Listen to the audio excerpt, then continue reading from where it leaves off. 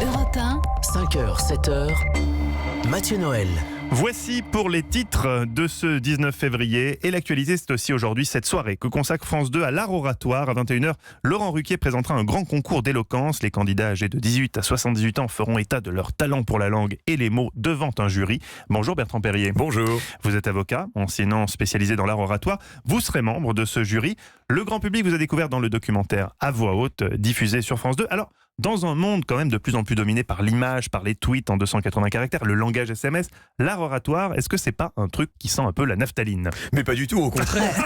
Il va me défoncer direct. Non, mais évidemment, c'est parce qu'on parle par tweet, par SMS, par Instagram, par photo, qu'on a d'autant plus besoin de se parler. Parce que la vérité, c'est ça, c'est le langage, c'est le dialogue. Et sinon, si on s'envoie des mails, même des mails collectifs, c'est complètement sec. Et ce ne sont que des monologues successifs. Et c'est du dialogue qu'on a besoin. Et donc de la parole. Et savoir se montrer éloquent, ça reste, durant un entretien d'embauche, pour faire entendre son point de vue en réunion, quelque chose de toujours aussi primordial. Non, mais peut-être pas éloquent. Éloquent, c'est par surcroît, mais au moins prendre la parole en public de façon claire et simple pour demander une augmentation, pour effectivement s'exprimer dans... Expliquez-nous comment on fait. Non, mais je sais que vous n'êtes pas concerné, mais indépendamment de ça, pour prendre la parole dans une réunion, pour faire valoir son point de vue, c'est quand même très important, la prise de parole en public. Mais justement, pour beaucoup de gens, c'est un peu inné. On dit, ah, lui, il parle bien, un tel parle moins bien. Mais l'éloquence, ça s'apprend, c'est votre métier. Non, mais il y a une part de don, il y a des gens qui ont des prédispositions, comme pour le piano ou le football. Mais ça peut se travailler, mais ça peut se travailler. Et moi-même, je suis un ancien timide, je le revendique et j'ai fait ce chemin-là. Vous n'avez pas toujours été éloquent?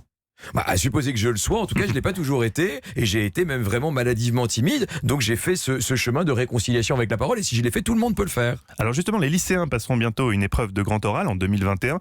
Si vous deviez leur donner 3 conseils fondamentaux pour réussir cette épreuve? Le premier conseil, évidemment, c'est d'avoir bien travaillé son sujet avant. Parler, c'est d'abord avoir quelque chose à dire, donc d'abord avoir bien travaillé. Deuxième conseil, avoir une idée très claire de leur plan. Ça, c'est très important de savoir à l'avance quelle est la structure de leur discours. Et puis, souvent, sur les questions de mise en forme, ne pas parler trop vite et ne pas parler trop fort.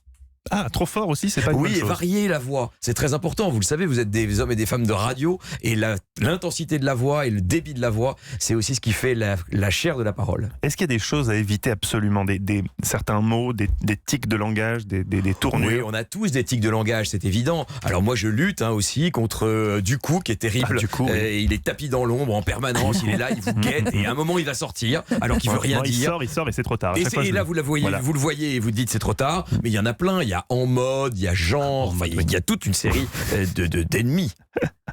Oui, Eva Rock. Qui sont les meilleurs orateurs d'après vous? C'est les politiques, c'est les avocats comme vous, c'est les enseignants? Alors les avocats évidemment ils ont fait profession de donner leur parole aux autres, donc a priori c'est qu'ils aiment s'exprimer, même si beaucoup d'avocats ne sont pas des avocats plaidants. Les politiques, oui, ils sont souvent assez bons parce qu'ils ont l'habitude de la réunion publique, de la démocratie qui suppose une expression publique, même si souvent en réalité ils ne font que véhiculer des éléments de langage plus qu'une parole. Et puis les comédiens, bien sûr, qui ont fait profession de parler en public. Oui, ce sont des professions évidemment très marquées par l'oralité. Est-ce qu'il faut commencer tôt pour devenir un bon orateur, ou en tout cas, des fois, être à l'aise à l'oral? Vous dites qu'il faudrait commencer les joutes verbales à l'école primaire.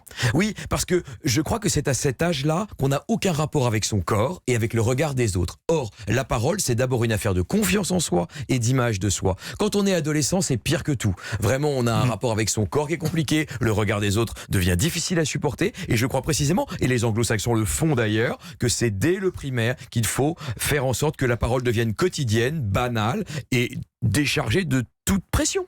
Pour aussi réussir à construire des phrases complexes et intéressantes, est-ce qu'il ne faut pas, même les enfants tout petits, en maternelle, est-ce qu'il ne faut pas leur lire plutôt des histoires? Quand on lit des histoires à des tout petits enfants en bas âge, on a tendance à lire un peu n'importe quoi, Peppa Pig, etc. Est-ce qu'il ne faut pas leur lire plutôt les fables de La Fontaine? Ça risque d'infuser dans leur esprit et leur donner un beau langage plutôt que des choses écrites plus simplement, entre guillemets. Ouais, enfin, il faut quand même qu'ils le comprennent, donc c'est pas la peine de leur dire Kant.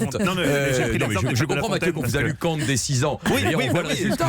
Mais c'est remarquable, c'est un succès remarquable. Schopenhauer, bon. Oui. Bien sûr, après, c'est la psychanalyse derrière, c'est autre chose, c'est remboursé. Je crois qu'effectivement, il faut lire aux enfants des grands classiques. C'est pas, je crois pas tant que ça à la littérature spécialisée. Mais alors, justement, Bertrand Perrier, est-ce qu'on est tous égaux dans cet exercice, ou est-ce que la parole demeure encore un marqueur social fort? l'amour? Ah bah c'est un marqueur social absolument terrible et quasiment infaillible, en tout cas dans le regard de la société aujourd'hui. Dis-moi comment tu parles, je te dirai qui tu es. Alors ça peut être très trompeur, mais c'est comme ça. C'est pour ça que maîtriser les codes qui existent de la prise de parole en public, c'est essentiel pour l'insertion économique, sociale, citoyenne. C'est pour ça que j'enseigne cette prise de parole, pour que les gens n'aient pas des blocages et ne soient pas mis dans des cases parce qu'ils parleraient pas très bien. Vous dites parler, c'est convertir. En toutes circonstances, même dans le rapport amoureux, par exemple, ça peut servir de savoir bien parler. Bah, la parole, c'est le ferment de l'amour. Sinon, on le fait et c'est banal. Mais c'est le dire qui fait de nous des hommes. Sinon, on est des gnous. Les gnous font l'amour. Les hommes parlent d'amour. Ah bah, dites plus clairement à nos amis jeunes qui nous écoutent, qui seraient encore dubitatifs quant à l'intérêt concret de l'art oratoire. Être un bon orateur, c'est la garantie de pécho plus. Il faut dire les choses. Oui, alors là, effectivement, c'est un peu le choc des mondes, parce que on parle de parade amoureuse magnifique et pécho plus devient quand même assez décevant. J'étais sûr que cette formulation vous plairait particulièrement. On dit pécho davantage. Pécho davantage. Ah oui, effectivement.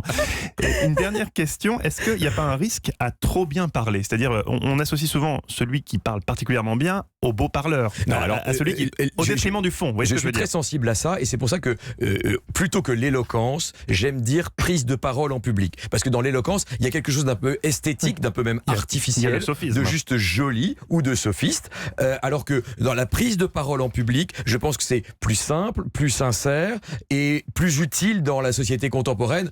Disons que la parole, c'est la vie, l'éloquence, c'est un petit peu plus que la vie. Merci beaucoup Bertrand Perrier d'avoir été avec nous ce matin. Je renvoie à votre livre « La parole est un sport de combat » publié chez Jean-Claude Lattès. Et on vous retrouve donc ce soir sur France 2 à partir de 21h pour le grand oral. À ce soir.